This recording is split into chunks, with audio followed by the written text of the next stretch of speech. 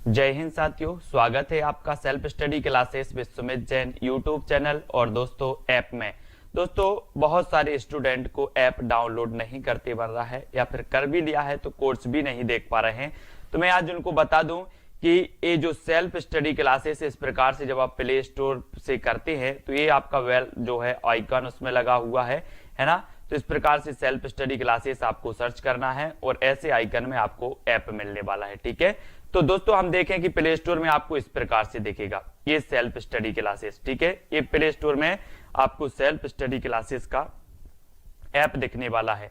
ठीक है, ये इमेज उसमें डली है, ये आइकन, ये लोगो उसमें डला है। ठीक है, अब दोस्तों इसको इंस्टॉल करना है, यहां से आप इंस्टॉल करेंगे। ठीक है, अब इंस्टॉल करेंगे तो वहां पर आपको नंबर मांगेगा, जीमेल नंबर मांगेगा, तो आपको ओटीपी आएगा, तो आप रजिस्टर करके आगे बढ़ेंगे। जय हिंद साथियों, स्वागत है आपका सेल्फ स्टडी क्लासेस ऐप में और दोस्तों यूट्यूब चैनल में।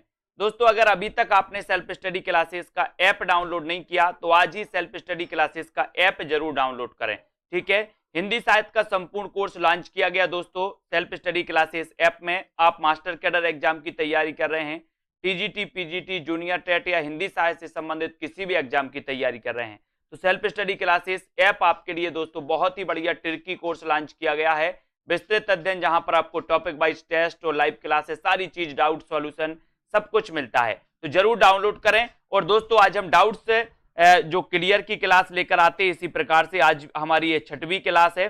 इसको हम देखते हैं। आपसे पूछा जाता है ढोला मारूरा दोहा के रचनाकार कौन है। ढोला मारूरा दोहा के रचनाकार कौन है। अब दोस्तों ये डाउट्स नंबर 1, यहां पर आपकी दो चीजें मिलती हैं, एक तो कल्लोल कवि और दूसरा कौशल लाभ। ठीक है, अब दोस्तों क्वेश्चन में आपसे जब पूछा जाता है तो एक ही आता है, या तो कौशल लाभ विकल्प में देगा या कल्लोल कवि देगा। ऐसा क्यों? ऐसा इसलिए है कि सबसे पहले जो मूल रचना थी ढोला मारूरा दोहा वो कल्लोल कवि की थी, लेकिन दोस्तों बाद में कौशल लाभ ने इसमें और भी दोस्तों छंद जोड़े, है ना, कुछ पद और जोड़ दिए इस ढोला मारूरा दोहा में, तो ढोला मारूरा दोहा के रचनाकार कौशल लाभ को माना जाने लगा। लेकिन क्वेश्चन पूछा जाता है तो अपन को उत्तर कैसे लगाना? विकल्प अनुसार, क्योंकि ढोला मारूरा दोहा के रचनाकार कल्लोल कवि भी सही है और कौशल लाभ भी सही है। विकल्प अनुसार अपन को उत्तर कल्लोल कवि और कौशल लाभ लगाना, दोनों एक साथ विकल्प में कभी नहीं आएगा। ठीक है, तो ये डाउट्स नंबर 1 आपका क्लियर। दूसरा क्वेश्चन है दोस्तों, आप यहां पर कलम का जादूगर किसे कहा जाता है, यहां से क्वेश्चन आते हैं और दोस्तों कंफ्यूजन यहां से होता है भयंकर, है ना। अगर ये ऐसे क्वेश्चन आपका आएगा कलम का जादूगर तो आपको याद रख लेना राम वृक्ष बेनीपुरी, ऐसे याद कर लेना, बोले वृक्ष की कलम का जादू, वृक्ष की कलम का जादू, वृक्ष की कलम का जादू, तो कलम का जादूगर अगर आए तो राम वृक्ष बेनीपुरी। लेकिन अगर आपसे पूछा जाए कि कलम का जादूगर तो राम वृक्ष बेनीपुरी, कलम का सिपाही तो लगाना प्रेमचंद, कलम का मजदूर किसे कहा जाता है तो प्रेमचंद, भाषा का जादूगर शिव पूजन सहाय को कहा जाता है, और दोस्तों शब्दों का जादूगर कमलेश्वर, शब्दों का जादूगर कमलेश्वर, और बिंब का जादूगर कहा जाता है केदारनाथ सिंह को। तो डाउट्स क्लियर, कलम का जादूगर रामवृक्ष बेनीपुरी, कलम का सिपाही प्रेमचंद को कहा जाता है। ये जीवनी अलग है दोस्तों, एक कलम का सिपाही जीवनी लिखी थी किसने? अमृत राय ने। कलम का मजदूर जीवनी लिखी थी किसने? मदन गोपाल ने। लेकिन अगर कहा जाता है, ये आपसे पूछा जाए कि कलम का सिपाही किसे कहा जाता है तो आप बताओगे प्रेमचंद को। कलम का मजदूर किसे कहा जाता है तो प्रेमचंद को। भाषा का जादूगर किसे कहा जाता तो शिव पूजन सहाय, शब्दों का जादूगर किसे कहा जाता तो कमलेश्वर, बिंब का जादूगर केदारनाथ सिंह। ठीक है, तो इनको दोस्तों अपन को पढ़ना है, इनको याद करना है। ठीक है, और कलम का जादूगर पूछा गया था तो उत्तर होगा राम वृक्ष बेनीपुरी। क्वेश्चन कैसे भी आपसे पूछ लिया जाए आपको तैयार रहना है। ठीक है, अगला डाउट्स दोस्तों अपना है कवि सम्राट किसे कहा जाता है। दो क्वेश्चन यहां से बनते हैं, कौन कौन से? एक तो आपसे पूछा जाता है उपन्यास सम्राट किसे कहा जाता है, दूसरा क्वेश्चन आपसे पूछा जाता है कवि सम्राट किसे कहा जाता। तो दोनों में डाउट्स होता है कभी कभी। तो उपन्यास सम्राट अगर आपसे पूछा जाए तो आपको लगाना है प्रेमचंद, और अगर कवि सम्राट आपसे पूछा जाए तो आपको लगाना हरिऔध।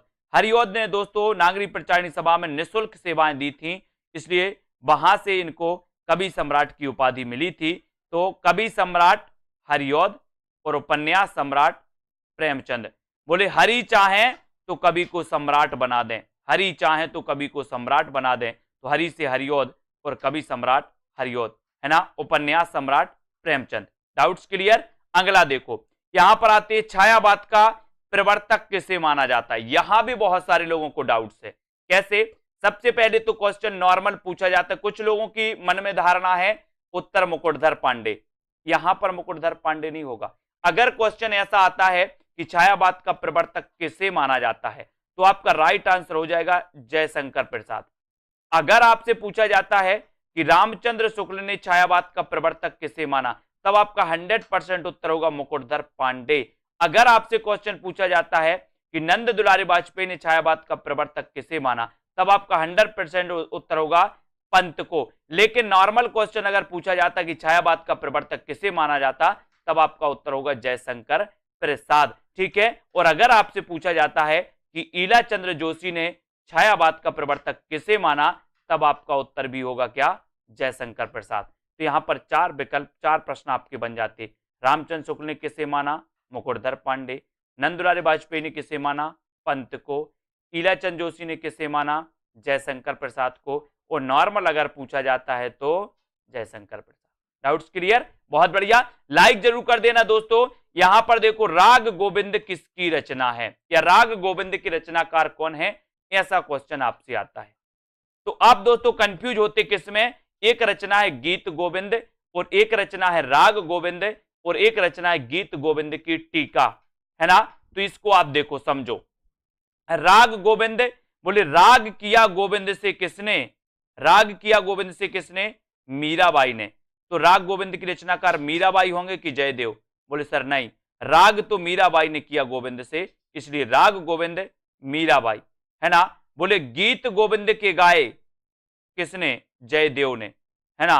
गीत गोविंद के गाए जयदेव ने, तो गीत गोविंद के रचनाकार जयदेव, राग गोविंद के रचनाकार मीराबाई। ठीक है। अब दोस्तों आपसे पूछा जाता है एक क्वेश्चन और, गीत गोविंद की टीका, गीत गोविंद की टीका, तो गीत गोविंद की टीका किसकी रचना है? तो ये गीत गोविंद की टीका मीराबाई की है। गीत गोविंद की टीका मीराबाई, गीत गोविंद जयदेव, और राग किया गोविंद से मीराबाई ने, तो मीराबाई। Clear doubts? लाइक जरूर कर देना दोस्तों। ठीक है। सरस्वती पत्रिका के संस्थापक कौन थे? अब दोस्तों यहां क्या डाउट्स होता है वो देखो। सबसे पहले तो यहां एक तो होता है संस्थापक और संपादक। संपादक में, इस संस्थापक और संपादक में डाउट्स होता आपके अंदर कि आपने पढ़ा था कि सरस्वती पत्रिका के संपादक आपने अधिकांश महावीर प्रसाद द्विवेदी को पढ़ा, लेकिन आज ये डाउट्स आपका क्लियर होने वाला है दोस्तों। अगर ऐसा क्वेश्चन आए कि सरस्वती पत्रिका के संस्थापक कौन है, संस्थापक कौन है, तब आपका उत्तर हो जाएगा क्या? चिंतामणि घोष। संस्थापक अगर पूछा जाएगा तो चिंतामणि घोष। अगर आपसे पूछा जाए कि सरस्वती पत्रिका के प्रथम संपादक कौन थे, तो प्रथम संपादक में आपका उत्तर हो जाएगा श्याम सुंदर दास। ये प्रथम संपादक थे। क्या थे? संपादक। और फिर अगर आपसे पूछा जाए कि दोस्तों सरस्वती पत्रिका के जो संपादक थे वो कौन थे, अगर ये ऑप्शन में आपके नहीं आ रहा है और महावीर प्रसाद द्विवेदी आपका दिया है, तो आप महावीर प्रसाद द्विवेदी लगाओगे। ठीक है। लेकिन ऐसा क्वेश्चन आता है कि महावीर प्रसाद द्विवेदी सरस्वती पत्रिका के संपादक कब बने, तो कब बने? 1903 में ये बने थे, है ना। प्रथम संपादक कौन थे? श्याम सुंदर दास। स्थापना किसने की थी या संस्थापक कौन थे? तो चिंतामणि घोष। एक और क्वेश्चन, सबसे पहले सरस्वती पत्रिका कहां से प्रकाशित हुई थी? तो सबसे पहले दोस्तों एक काशी से प्रकाशित हुई थी। याद रख लेना, आपके ऑप्शन में प्रयाग आएगा, है ना, लेकिन ये सबसे पहले काशी में और फिर उसके बाद प्रयाग से। ठीक है। तो ये भी आपको याद रख लेना। तो सरस्वती पत्रिका के संस्थापक कौन थे? चिंतामणि घोष। डाउट्स नंबर 1 आपका क्लियर, है ना। अब दोस्तों यहां पर आप बात करते हैं कि प्रेम और रोमांस का कवि किसे कहा जाता है। डाउट्स नंबर 2, यहां पर कैसे? एक क्वेश्चन आपका पूछा जाता है छई रोमांस का कवि किसे कहा जाता है। दूसरा क्वेश्चन आपका पूछा जाता है प्रेम और रोमांस का कवि किसे कहा जाता है। दोनों में डाउट्स, छई रोमांस और प्रेम और रोमांस। ठीक है, तो इसको याद रख लेना दोस्तों कि प्रेम और रोमांस, प्रेम की बात आई तो बोले हमारे अंचल में भी प्रेम किया जाता है, अंचल में, है ना। और छई रोमांस का कवि कौन है, तो छई रोमांस का कवि कौन है, बच्चन। बोले बच्चन क्या करते हैं, बच्चन से बच्चे, बच्चे क्या करते, बोले छई रोमांस करते, छई रोमांस कौन करते, बच्चन। तो बच्चन से छई रोमांस के कवि कहलाते हैं, इन्हें कहा जाता है। और प्रेम और रोमांस का कवि कहा जाता है दोस्तों रामेश्वर शुक्ल अंचल को, है ना। इन्हें प्रेम और रोमांस का कवि कहा जाता है, याद रख लेना। डाउट्स नंबर 2 आपके यहां पर क्लियर हो जाता है ना। प्रेम और रोमांस का कवि रामेश्वर शुक्ल अंचल और छई रोमांस का कवि हरिवंश राय बच्चन, ठीक है। ओके, लाइक जरूर कर देना, अपने मित्रों तक ये सीरीज को जरूर दोस्तों शेयर करें। डाउट्स वाली सीरीज, हिंदी का स्टील किसे कहा जाता है, आपसे पूछा जाता है, तो आप क्या बताओगे, हिंदी का स्टील किसे कहा जाता है, बताइए। 4 विकल्प हैं, अगर आपसे उत्तर बन रहा है तो आपको जरूर बताना है। यहां से 2 क्वेश्चन आते दोस्तों, एक तो आता है एडिशन, हिंदी का एडिशन किसे कहा जाता है, और एक आता है हिंदी का स्टील किसे कहा जाता है, दोनों में कंफ्यूजन होता है। तो आपको कैसे याद रखना, हिंदी का स्टील, बोले सर हम स्टील के क्या लगवाएंगे, बाल लगवाएंगे, अपने जो बाल होते ना बाल स्टील के लगवाएंगे, काहे के, स्टील के। तो अब आपसे कभी भी पूछा जाएगा कि हिंदी के स्टील किसे कहा जाता, तो स्टील से आपको याद आ जाएगा कि हम स्टील के बाल लगवाएंगे, तो बाल कृष्ण भट्ट को हिंदी का स्टील कहा जाता है। हिंदी का माउंटेन भी इन्हें कहा जाता है दोस्तों, बालकृष्ण भट्ट को, ठीक है। अब फिर आएगा आपका हिंदी का एडिशन किसे कहा जाता है, तो एडिशन कहा जाता है किसे, प्रताप नारायण मिश्र को। यहां पर आया सन, और सन का बोले सर बहुत प्रताप होता है, एक सन माने सूर्य, एक सन माने पुत्र, दोनों ही का प्रताप होता है, सूर्य का भी होता है और पुत्र का भी बहुत प्रताप होता है ना। तो एडिशन किसे कहा जाता, प्रताप नारायण मिश्र को, और स्टील किसे कहा जाता, बालकृष्ण भट्ट को। भूलना नहीं है, दोनों क्वेश्चन आते हैं, ठीक है। भारतेंदु प्रगेंदु, भारतेंदु प्रगेंदु किसे कहा जाता है, क्वेश्चन आपके लिए। अब यहां पर डाउट्स कैसा बनता है, यहां पर दोस्तों भारतेंदु आ जाता है, भारतेंदु, तो लोग क्या लगा देते हैं, भारतेंदु लगा देते हैं, आओ देखा ना ताओ, और लगा दिया भारतेंदु, नहीं लगाना।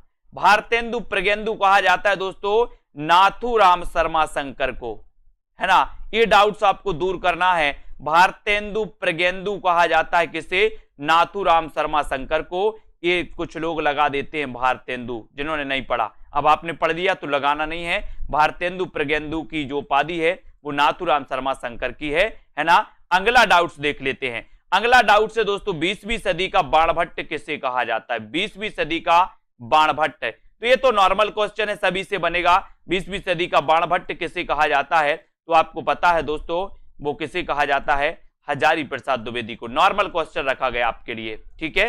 तो 20वीं सदी का बाणभट्ट आपसे पूछा जाएगा तो हजारी प्रसाद द्विवेदी। आपको पता है दोस्तों हजारी प्रसाद द्विवेदी की हिंदी साहित्य का आदिकाल, हिंदी साहित्य का उद्भव और विकास, है ना, हिंदी साहित्य की भूमिका, इन्होंने ये 3 बहुत ही श्रेष्ठ ग्रंथ लिखे। कबीर नामक दोस्तों इन्होंने ग्रंथ भी लिखा, एक रचना की इन्होंने कबीर नामक, है ना।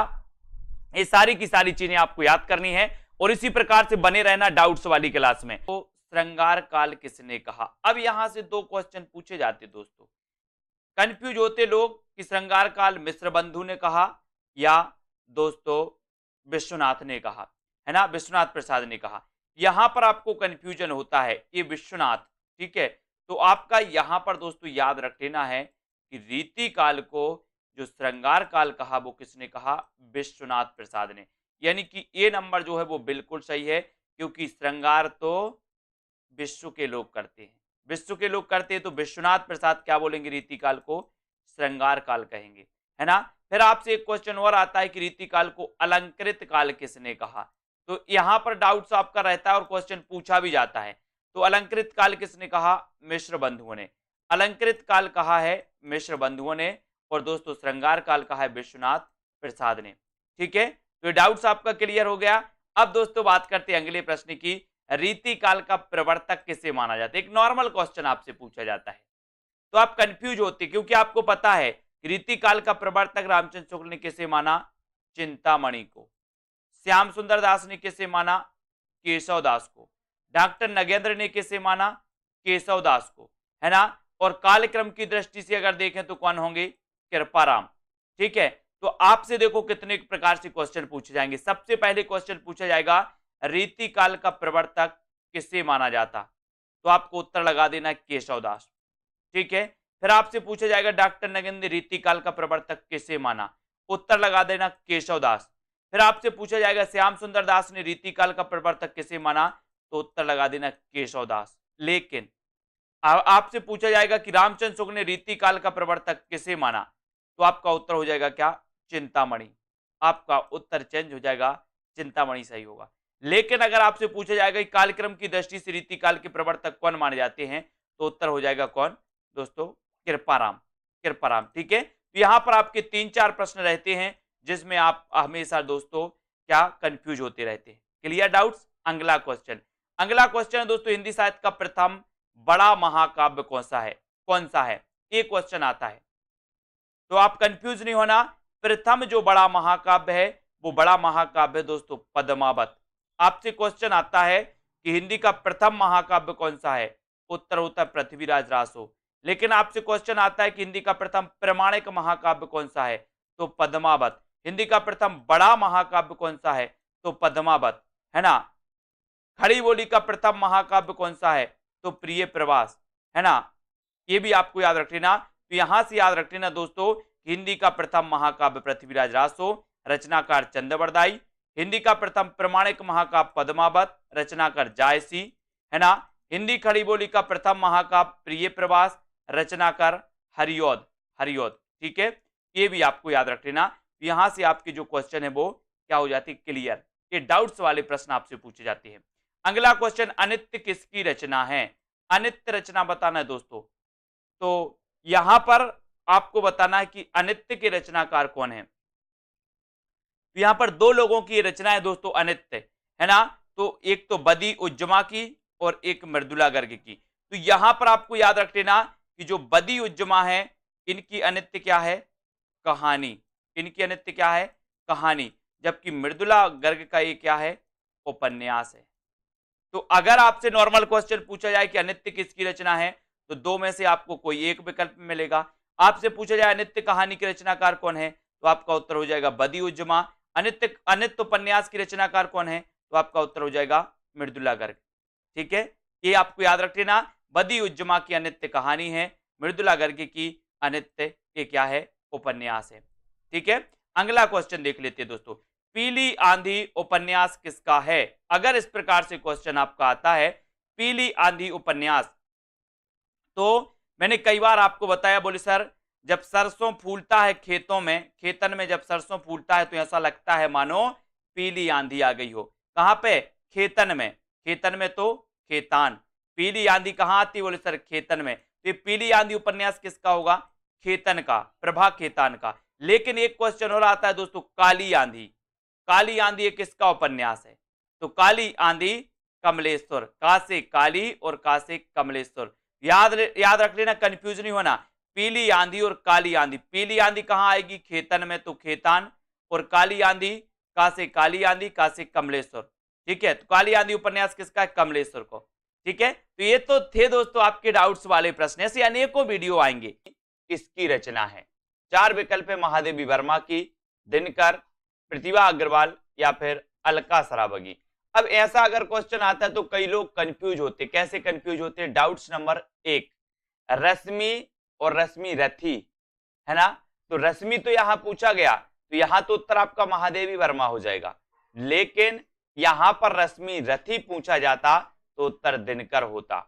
याद रख लेना, कई लोग कंफ्यूज होते रश्मि और रश्मि रथी में। तो रश्मि महादेवी वर्मा जी की रचना है और ये महादेवी वर्मा जी की बौद्ध धर्म से प्रभावित रचना है। कई बार ऐसा भी पूछा जाता है कि महादेवी वर्मा की कौन सी रचना बौद्ध धर्म से प्रभावित है, तो ये रश्मि रचना है महादेवी जी की।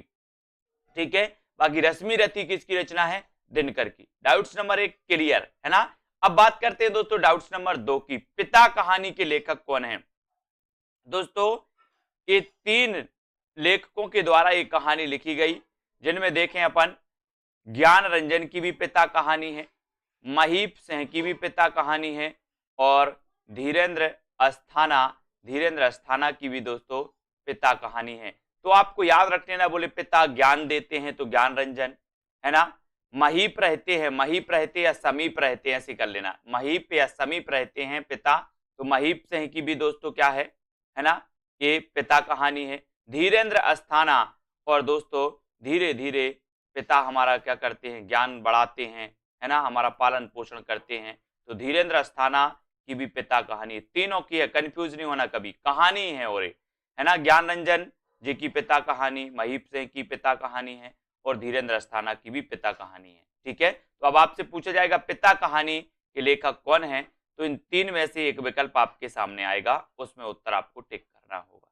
ठीक है, डाउट्स नंबर 2 आपका क्लियर। बढ़ते हैं दोस्तों अगले क्वेश्चन की ओर। वसीयत नाटक के लेखक कौन है? वसीयत नाटक, अब यहां भी दोस्तों डाउट्स आपके लिए होता है, क्योंकि ये जो वसीयत नाटक है, ये वसीयत नाटक दो लेखकों का है, एक तो भगवती चरण वर्मा और दूसरे नाग बोडस। ठीक है, तो आपसे जब पूछा जाएगा कि वसीयत नाटक के लेखक कौन है, तो या तो भगवती चरण वर्मा आपके ऑप्शन में होगा या फिर नाग बोडस आपके ऑप्शन में होगा।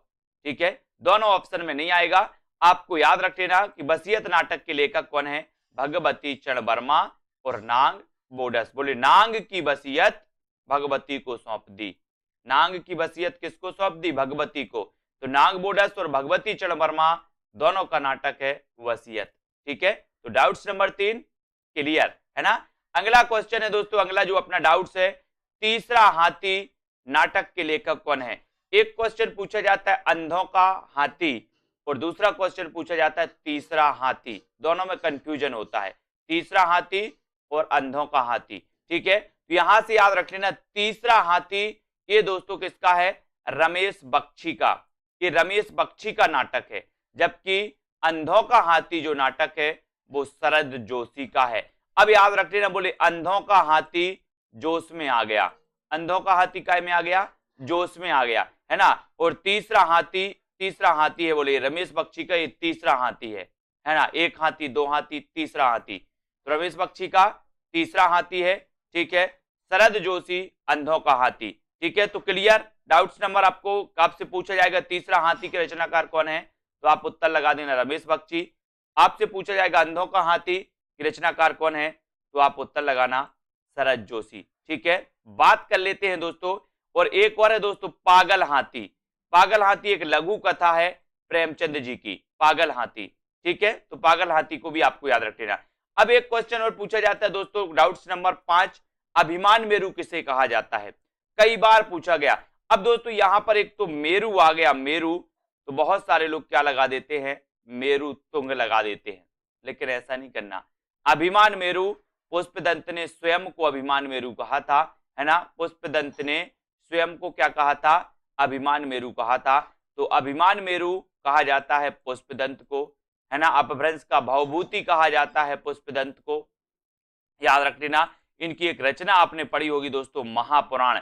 महापुराण दोस्तों जिसमें 63 सलाका पुरुषों का वर्णन किया गया है, तो पुष्पदंत को अभिमान मेरू कहा जाता है, ना कि मेरू तुंग को। कंफ्यूज नहीं होना, यहाँ मेरू आया तो बहुत सारे, लगभग मान के चलो कि 50% लोग तो मेरू तुंग लगा कर आते, जिनको नहीं पता होता। ठीक है, तो दोस्तों इसी प्रकार से उत्तरार्ध भक्तमाल के रचनाकार कौन है? अब दोस्तों यहां पर देखो कितने डाउट्स होते हैं। आपसे एक क्वेश्चन पूछा जाता है भक्तमाल की रचनाकार कौन है, फिर पूछा जाता है उत्तरार्ध भक्तमाल के रचनाकार कौन है, फिर पूछा जाता है भक्तमाल के टीकाकार कौन है, फिर पूछा जाता है नव भक्तमाल के रचनाकार कौन है। चारों रचनाओं में आप कंफ्यूज होते हो, लेकिन याद रख लेना ये उत्तरार्ध भक्तमाल की जो रचनाकार हैं वो भारतेंदु हैं, है ना। याद रख लेना, बोले भारत में भक्तों के उत्तर देते हैं भगवान, भक्तों के उत्तर, है ना, तो भारतेंदु हो जाएगा। अगर भक्तमाल अकेला आपसे पूछा जाए तो नाभादास सही हो जाएगा। ठीक है, भक्तमाल के टीकाकार कौन है, तो उत्तर हो जाएगा क्या? प्रियादास। और आपसे पूछा जाए कि नव भक्तमाल के रचनाकार कौन है, नव भक्तमाल के, तो आप राधा चरण गोस्वामी लगा देना। ठीक है, राधा चरण गोस्वामी। तो आपके 4 प्रश्न यहां से बनते हैं। भक्तमाल के रचनाकार नाभादास, उत्तरार्ध भक्तमाल के रचनाकार भारतेंदु, है ना। फिर आपसे पूछा जाता है भक्तमाल के टीकाकार प्रियादास, नव भक्तमाल के रचनाकार कौन है, तो राधा चरण गोस्वामी। ठीक है, डाउट्स नंबर 1 क्लियर। दूसरी बात करते महापात्र किसे कहा जाता है, तो महापात्र आपको बताना है दोस्तों निराला, नरहरि बंदीजन, रहीम या फिर विद्यापति में से। तो यहां पर जो डाउट्स नंबर आपका 2 है, क्या डाउट्स होता है, जिनने नहीं पढ़ा वो महापात्र को सीधे सीधे लगा के आते हैं क्या? निराला। लेकिन आपको पता है कि निराला को महापात्र नहीं महाप्राण कहा जाता है। महाप्राण निराला को, जबकि महापात्र कहा जाता है नर हरि बंदीजन। बोले हम हरि के, नर जो हैं वो हरि के महापात्र हैं, याद रख लेना। नर हरि बंदीजन इन्हें महापात्र कहा जाता है और निराला को कहा जाता है महाप्राण। बोले हमारा महाप्राण निराला है, हमारा महाप्राण निराला है। इस प्रकार से तो डाउट्स नंबर 2 क्लियर। बात करें 3 की, उसने कहा था कि रचनाकार कौन है, आपसे पूछा जाएगा उसने कहा था कि रचनाकार कौन है। तो ये तो सबको पता है कि सर ये जो कहानी है ये फ्लैशबैक शैली में लिखी गई कहानी है और इस कहानी के जो लेखक है वो चंद्रधर शर्मा गुलेरी है ना। उसने कहा था, बुद्धू का कांटा और सुखमय जीवन, इनकी 3 प्रसिद्ध कहानियां मानी जाती हैं चंद्रधर शर्मा गुलेरी की।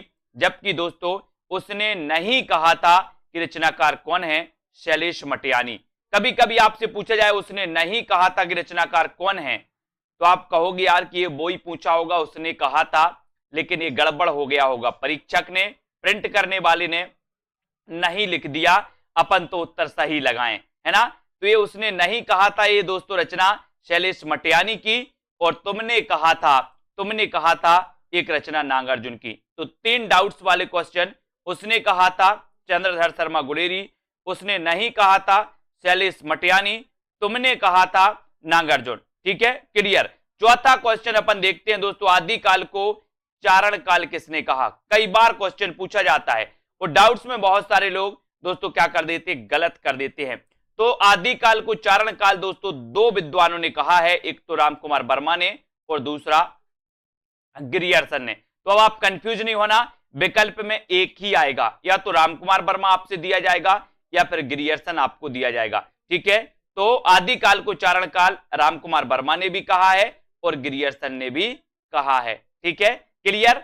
आगे देखते हैं दोस्तों, चरणों में गिरे, बोले राम के चरणों में गिरे, तो राम से रामकुमार वर्मा और गिरे से गिरियर्सन, दोनों ने कहा है चारण काल, आदिकाल को। ठीक है, डाउट्स नंबर 5, जो सबसे खतरनाक क्वेश्चन है दोस्तों, है ना, ये क्वेश्चन सबसे खतरनाक है। स्वर्ण युग और स्वर्ण काल, लोग बहुत कंफ्यूज होते हैं, हम भी कंफ्यूज हो जाते हैं, है ना। तो स्वर्ण युग किसने कहा और स्वर्ण काल किसने कहा, तो यहां याद रख लेना दोस्तों, ये मैंने आपको सुधार के दिया है कि स्वर्ण युग जो कहा है वो कहा है श्याम सुंदर दास ने, और स्वर्ण काल जो कहा है वो स्वर्ण काल कहा है किसने, गिरियर्सन ने। इसको आपको याद रख लेना है। बोले स्वर्ण के काल में गिरे, स्वर्ण के काल में गिरे, ऐसे याद रख लेना आपको। स्वर्ण के काल में गिरे तो गिरे से बनेगा गिरियर्सन स्वर्ण काल, और श्याम सुंदर स्वर्ण युग, है ना। बोले श्याम सुंदर का जो युग था वो श्याम सुंदर युग था, स्वर्ण युग था। श्याम सुंदर का युग कैसा था, सुंदर युग था। ठीक है, तो स्वर्ण युग कौन कहेगा, श्याम सुंदर दास।